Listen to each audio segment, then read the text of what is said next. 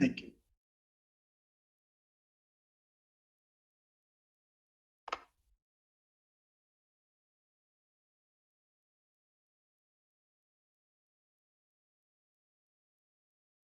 So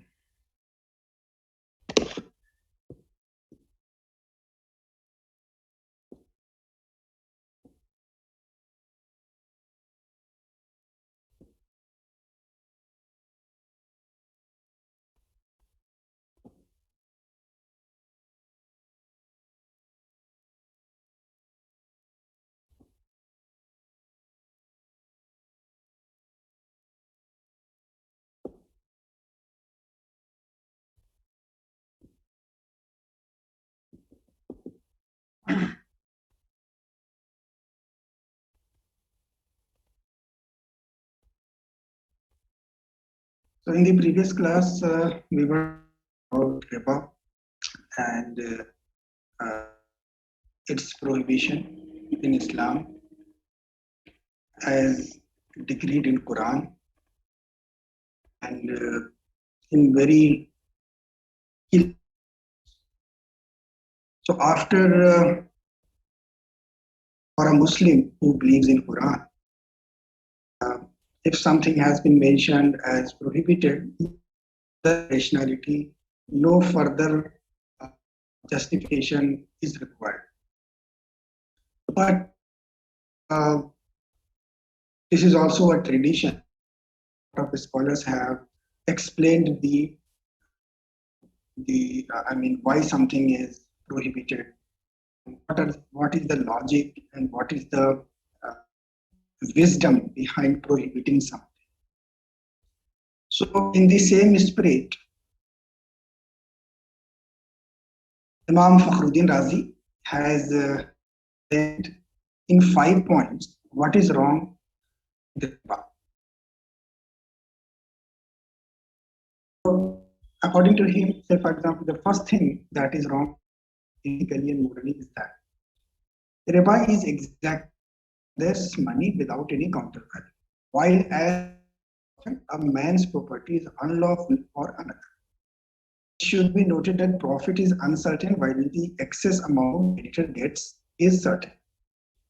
So, in a certain way, amount that one person pays to another not justified because he is not giving a counter value against that money.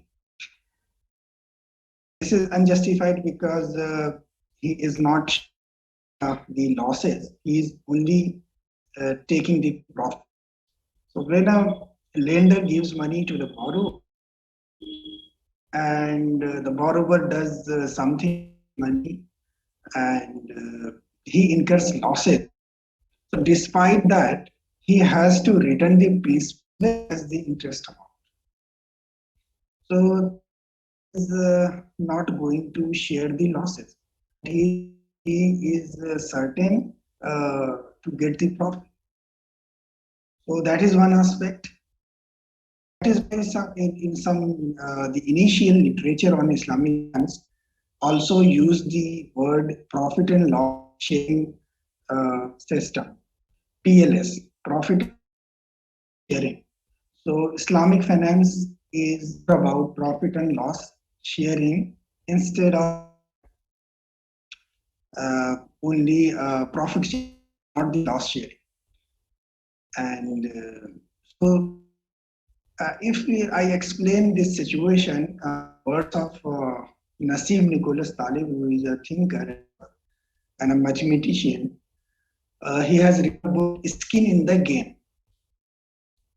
So whole point is that we should not believe someone whose skin is not in the game.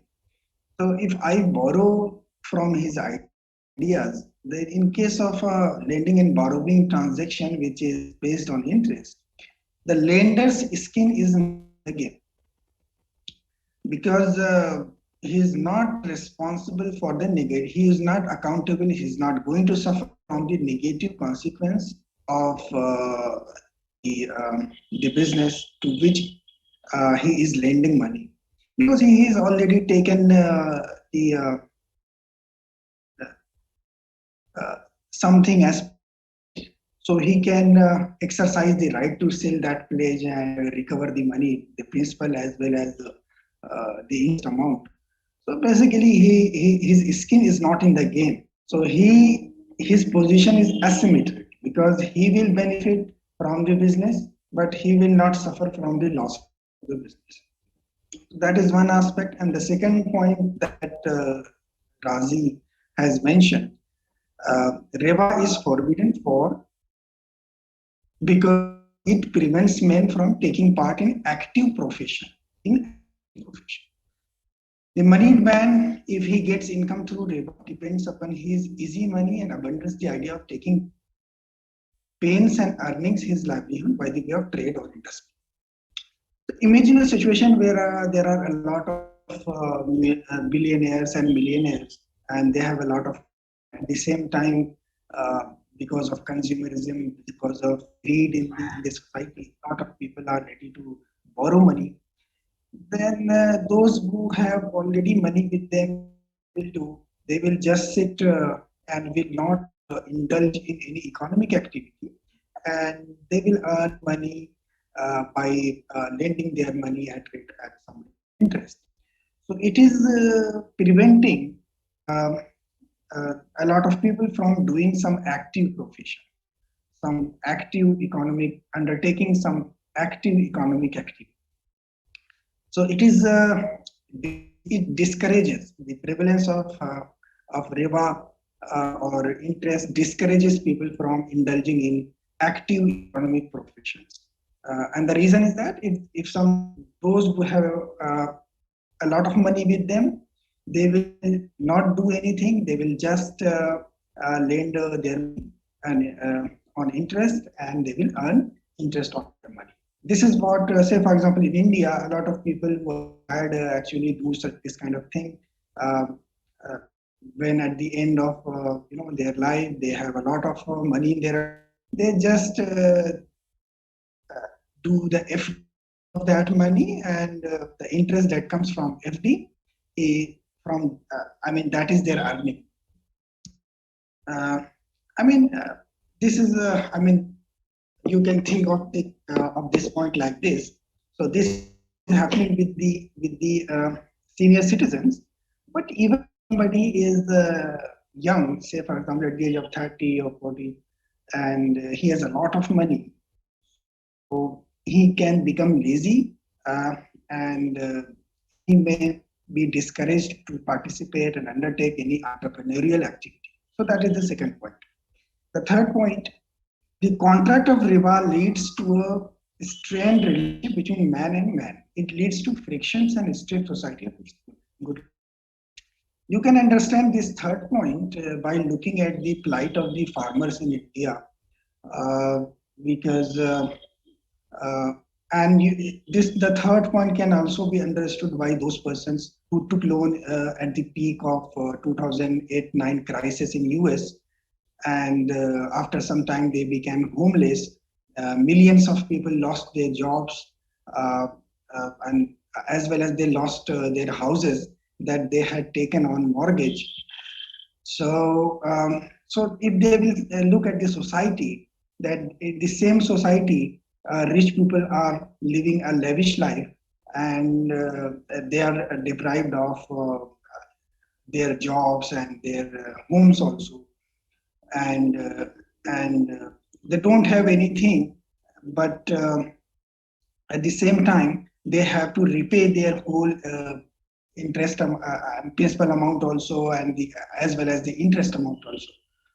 So they develop a kind of hatred towards those who exploit the lower section of the society, the underprivileged section of the society. And this divide between the rich and the poor creates, so the divide between rich and poor creates hatred and uh, creates strained relationship between rich and poor. So that is the third point. And the fourth point, the contract of riba is contrivance to enable the rich to take in excess of the principal, which is unlawful and against the justice and equity. As a consequence of it, the rich grow still richer and the poor still poorer. This point is also linked with the previous point in which I have said that those who have excess money with them, they may become lazy and they will just earn interest on their money and will not indulge in any real economic activity. This also means that they will become richer, and those who don't have a lot of money with them, they will remain in the same situation.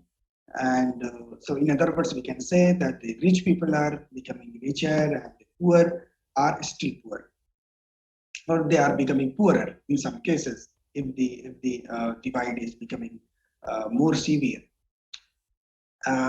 The fifth point, the illegality of riba is proved by the text of the Quran, and it's not necessary that men should know the reasons for it. This is the first point. Initially, I started with this point that if something has been declared as haram in Quran, then we don't need any further justification and reasons on why it is prohibited, why it is not allowed. It is enough that Allah has ordered us to maintain distance from this. This is not good. So simply because God has prohibited us, this reason is enough for a believer. So most of the Muslims, for most of the Muslims, this is a sufficient reason. One more point. This is the third point that I want to clarify. Another point that comes in my mind. This is not Imam Razi's point. This is in addition to Imam Razi's 5 points. There is a book by Atif Mia and Amir Sufi. They are in the West, they are professors, and they have written a book, one person, The House of Debt. The name of the book is The House of Debt. They are very good professors in top universities of the West. In fact, the best finance department of the world, Chicago School of Business, Atif Mia. So in this book, The House of Debt, they have demonstrated that every financial crisis, before every financial crisis, the debt happens to be at its peak. This is the point. I mean,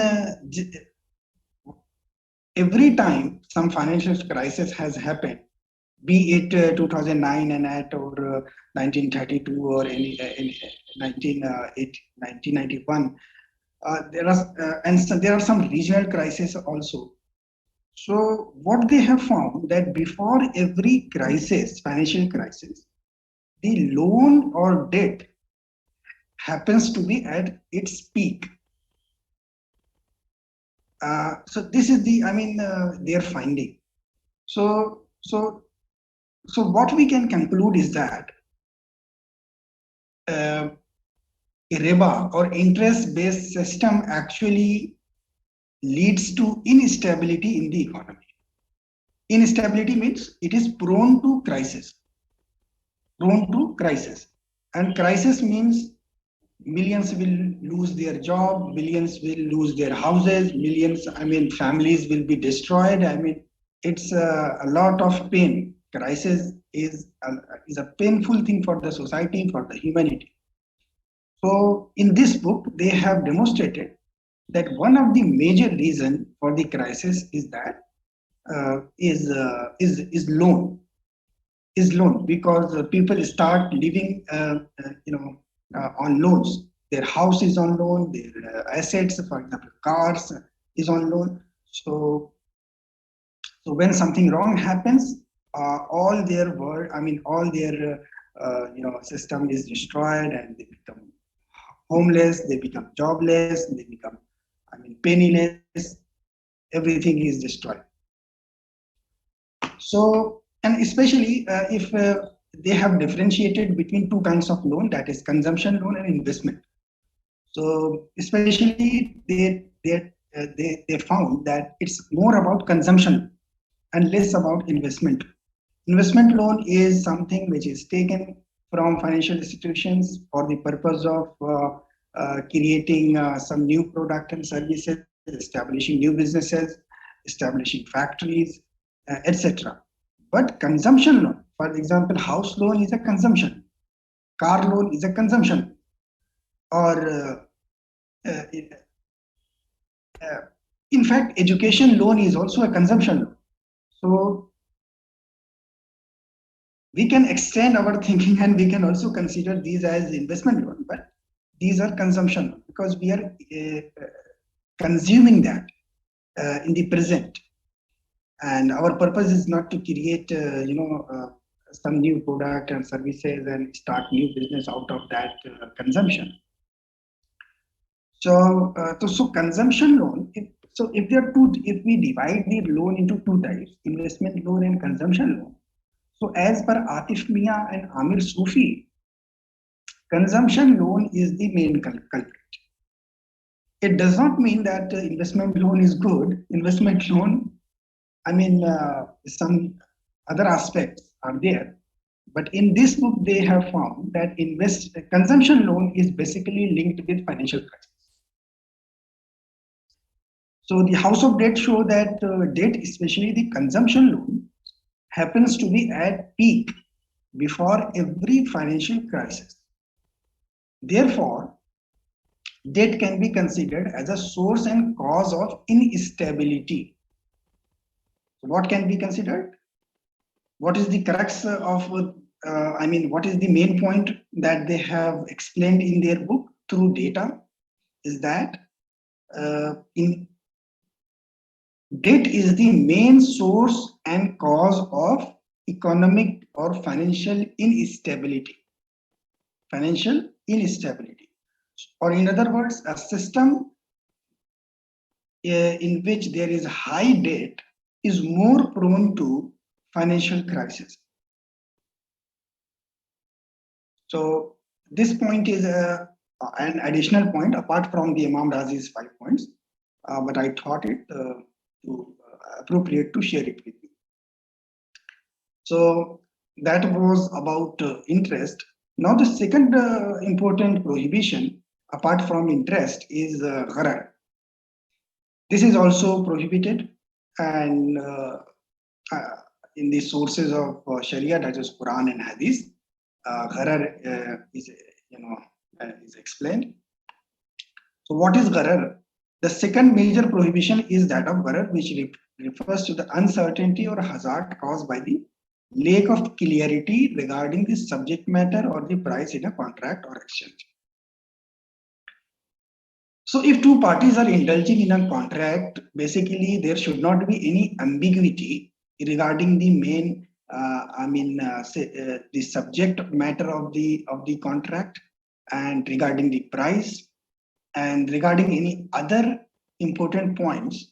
For example, the mode of delivery, the mode of payment, the qualities of the product, the quantity of the product, the currency in which we are going to make the payment, in what way we are going to make payment, etc.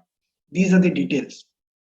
So whatever relevant details are there associated with a particular contract, it should be expressed clearly. There should not be any ambiguity in the minds of the buyer or the seller regarding the terms and conditions of a particular contract. So if there is some contract which is undefined or less defined, or there are some ambiguity regarding the subject matter, ambiguity regarding the price, ambiguity regarding the delivery of the product, ambiguity regarding the quality and quantity of the product, etc., then we can say that this matter has elements of gharar in it. So since this contract has gharar, it is not permissible as per Sharia, as per Quran, because it will lead to conflicts between the buyer and seller, and if the contract is of some other nature apart from a sales transaction, then again there will be disputes between the parties. So all terms and conditions should be should be clear in the both.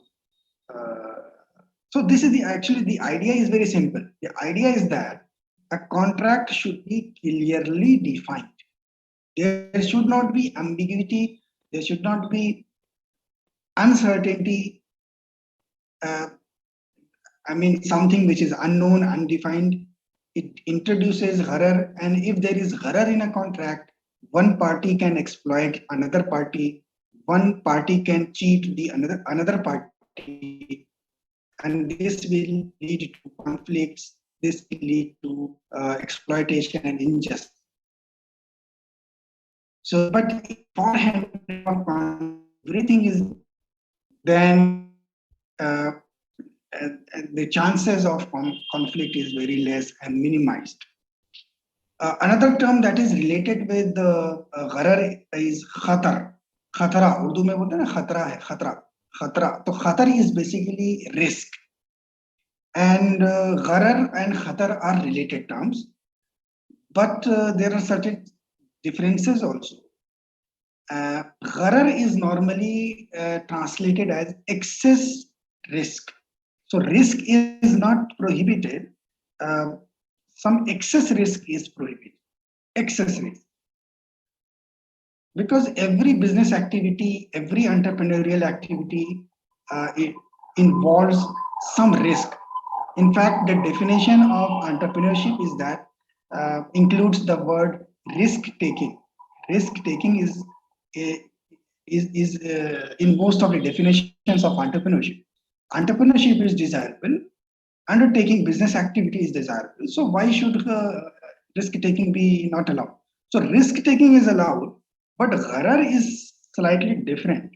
Say, for example, if I am selling you a bird which is flying in the sky, and the buyer is ready to take this kind of risk. So actually, this is not a risk. This is, foolishness. This is silliness. Because it is not guaranteed that I will be able to catch that bird and I will be able to deliver that bird to him.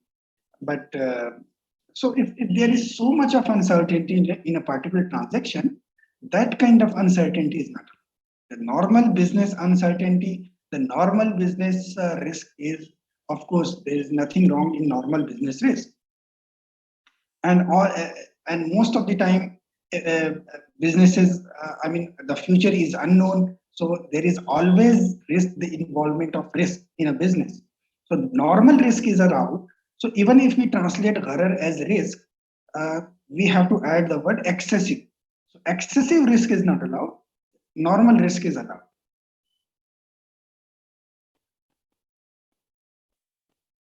So khatar, gharar is found if the liability of any of the parties to a contract is uncertain or contingent. Delivery of one of the exchange item is not in the control of any party, or the payment from one side is uncertain.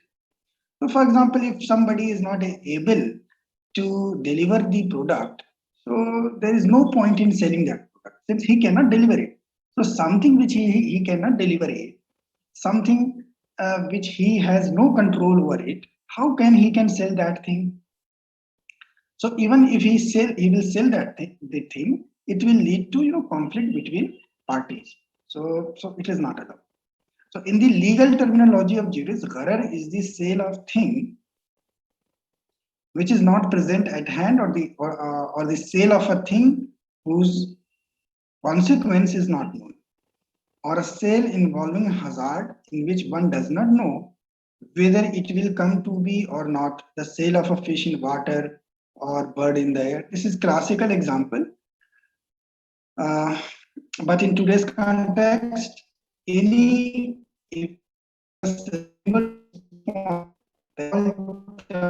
related price related with the product should be clearly defined. If anything is not defined, then it will lead to gharar in that contract, and the result of the gharar is conflict between parties, and ultimately there will be legal fight between parties. Material available about gharar in the literature on Islamic economics and finance is far less than that on riba. However, the jurists have tried to discuss different aspects to determine whether or not any transaction would be non-Sharia compliant due to the involvement of gharar. Uncertainty cannot be avoided altogether. Just this point, as I have discussed, that every business involves uncertainty. So gharar means uncertainty, but excess uncertainty, not the normal. So we have to differentiate between normal risk and excess risk. We have to differentiate between normal uncertainty and excess uncertainty. Excess uncertainty can be avoided. Normal uncertainty cannot be avoided because the nature of the business is such that there will always be uncertainty, there will always be risk. So risk taking is rather a condition for the entitlement to profit in business. The problem, however, was that the extent of uncertainty making any transaction haram had not been clearly defined. So the line between excess risk and normal risk is a blurred line. So this is the job of the jurists. This is the job of the scholars to come up with their opinion and provide juridical opinion regarding the prohibition of certain transactions based on gharar. Based on gharar. Gharar can also be, in today's parlance, you may understand the word scams. It is very, easy. You will catch this word scams, financial frauds. Basically, all scams. I don't need to say this, but scams are not allowed, isn't it? Financial frauds are not allowed. So basically, behind every financial scam, behind every financial fraud, there is gharar. Why? Because the perpetrators of the financial frauds and scams, basically they leave some loopholes in the contract and exploit that loophole to dupe a lot of investors, to dupe a lot of consumers and investors. So the source of financial scam is also basically gharar. And we can also translate gharar as financial, because we can say that gharar leads to financial scams. Gharar leads to frauds, financial frauds. And this is still prevalent in today's world, in the traditional finance also, in the newly emerging decentralized finance also, that is evolving on the blockchain. So frauds and scams are always there. So the maximum, so what we can do is we can reduce the the possibility of the financial fraud and scams by introducing all the terms and conditions in the contract. And let me share with you a very interesting point related with the blockchain, that some people have termed the blockchain based transaction as gharar free transaction, because one of the selling point of blockchain is that it is trustless system. Why it is trustless system? Because when you send money from one bank account to another bank account, from one country to another country, say for example, so basically a lot of intermediaries are involved. For example, your Visa, MasterCard, or your bank is involved, the payment processor is involved, and there may be, one bank will be this side, another bank will be in another country, and in between there may be some one more intermediary. So we are basically trusting intermediaries. But in blockchain, there is no intermediaries are involved. It is just the code. So dollar के ऊपर लिखा रहता है ना, in God we trust. So basically in blockchain, the punchline should go like this: in code we trust. So this view is also very extreme, that we don't need to trust anybody. We need to trust the coders. We need to trust the wallet provider, the programmers. There should not be any loophole in the code, otherwise somebody will exploit. and we will lose our fund, we will lose our money.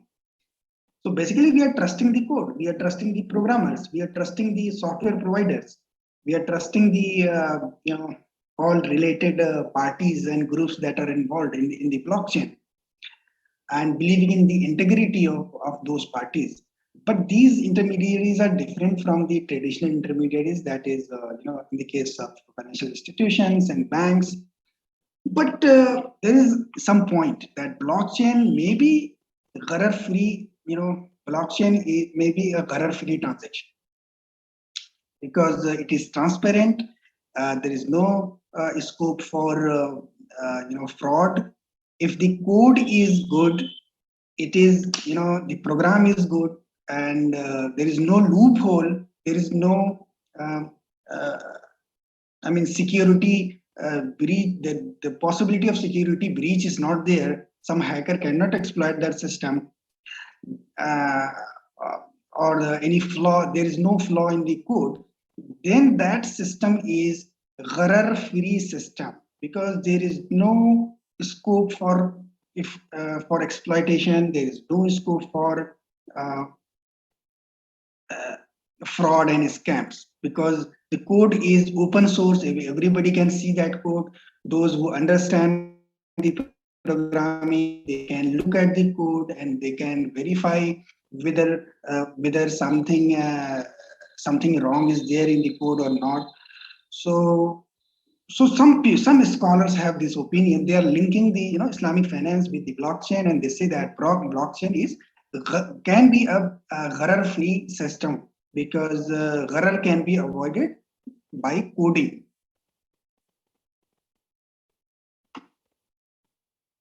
Okay, Nafis, you want to say something? Yes, sir. Okay, say, please ask. Sir, you say that blockchain can be error-free as it is secured, but what about the uncertainty involved in it? Because last week I've invested in cryptocurrency, and after a week I faced 20% loss. So what about the uncertainty here, the risk you are talking about?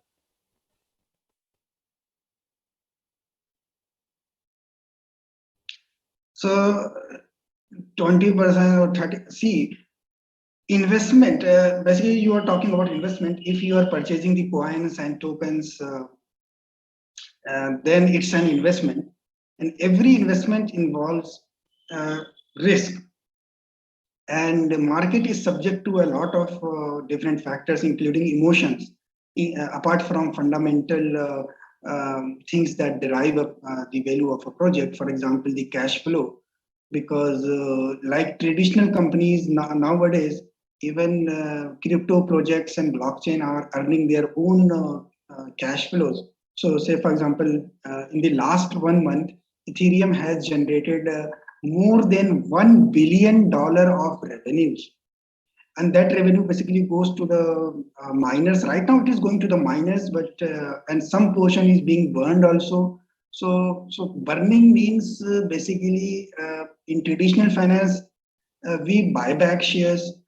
So the supply of the shares comes down, and basically it means we are returning the money to the shareholders. So similar, the parallel in the blockchain is that if we are burning a coin, it means we are giving dividend to the token holders.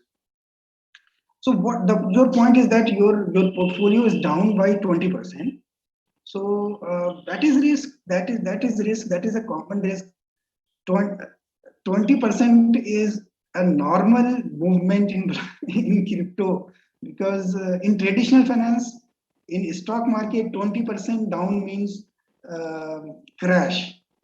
More than 20%, we can call that crash. But Yes, sir. in crypto, 20% is normal, but 20 times is also normal in crypto. So if something has, say, just say for example, Bitcoin just 18 months back was around $4,000. $1 was $4,000 just 18 months back. Right now, after this recent drawdown, the value is around $43,000. 43,000, 4,000 to 43,000. Just imagine the magnitude. So if something has risen so fast in so less period of time, so after rising so much, if it is correcting 30% or even 50%, so those who have entered, 2 years back or 18 months back, they are still up, maybe 20 times, maybe 30 times, 40 times. So these things are, normal actually. We have, if somebody is investing, the mentality has to change. Trading involves different kind of mindset. Investment involves different kind of mindset. In investment, we should be ready for a drawdown, and that drawdown in crypto sometimes it goes to 80 and more, around 90% drawdown. In 2017, December 2017 and January 2018, the crypto market crashed by more than 90%. Imagine if you had invested 1 lakh, it was reduced to 10 rupees. So it's a very volatile market, and it is very natural also, because every new market, every new industry involves a lot of uncertainty, and a lot of hype is on also there. A lot of when hype is involved, something rises too fast in too short period of time, and it is supposed to decline. But that is considered normal in crypto. And because in crypto right now, just like I have mentioned, that it's not all uh, speculation, because nowadays there is concept of on-chain matrices. On-chain matrices. So all projects are transparent, and we can look at their revenues. So their PS ratio, profit to sales ratio, and their PE ratio, price to sales ratio, and price to earnings ratio. That is, these two matrices are very important. So we can look at those matrices and their traction. If some project is being used, people are paying money to use those blockchain, those distributed apps, then it is valuable. And I was just mentioning blockchain because it is related with Gharar, because The one of crypto the, market also have fundamentals. who is there? Abdullah.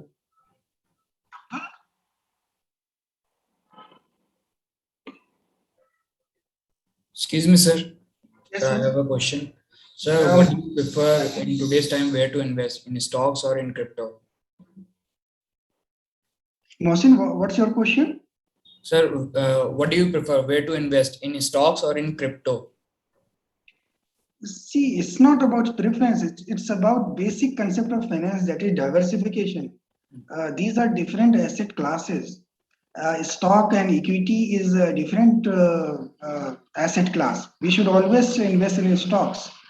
And similarly, real estate is also asset class. And The volatility of the market of crypto is very high. blockchain is also an asset class. Okay. So it's not that we should be 100% in crypto, or we should 100% be in stocks, or we should divide all, whatever money we have, we should divide all that, and we should allocate some money for the blockchain also. But some people suggest that we should not keep more than 5% of our wealth in crypto.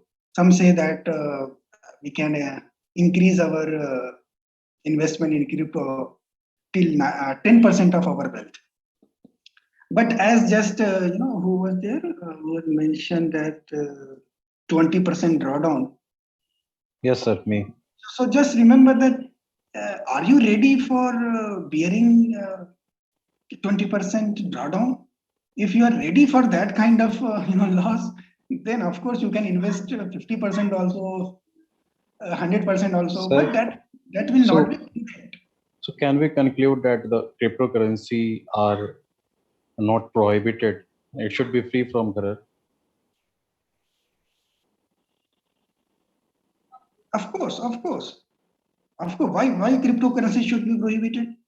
the things which are, see, the things which are prohibited are very clear in Quran and Hadith. Riba is prohibited, gharar is prohibited, maisir is prohibited.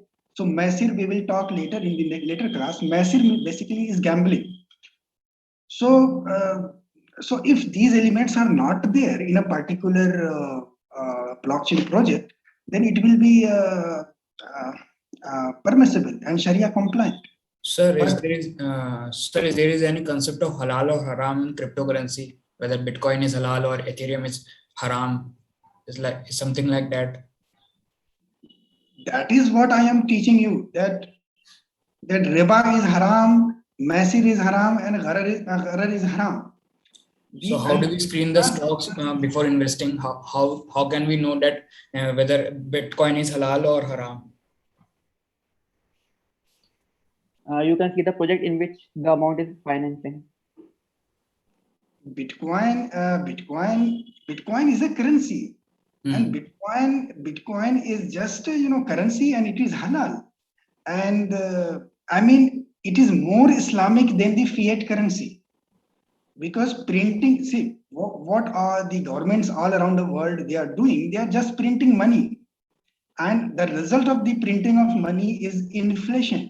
So whatever money is there in the hands of us normal people, the value of that money is going down. And the concept of Bitcoin, if we talk about specifically about Bitcoin, so Bitcoin, the maximum number of Bitcoin that can be minted, that can be created is fixed. So there is no inflation, and there are other concepts also that are more Islamic. I mean, related with the fiat currency. So it's not about anything wrong with Bitcoin. There are something wrong. There are issues. For example, the volatility. Say, for example, the Bitcoin is very volatile, and one of the objective of Bitcoin is to be used as medium of exchange and unit of account. So something which is so volatile, how can that thing can be used as a medium of exchange? Because say, for example, as a seller, you are accepting Bitcoin, but just after 1 hour, the value of the Bitcoin that you have taken has reduced by 5%. So for a currency to be used widely, it has to be stable.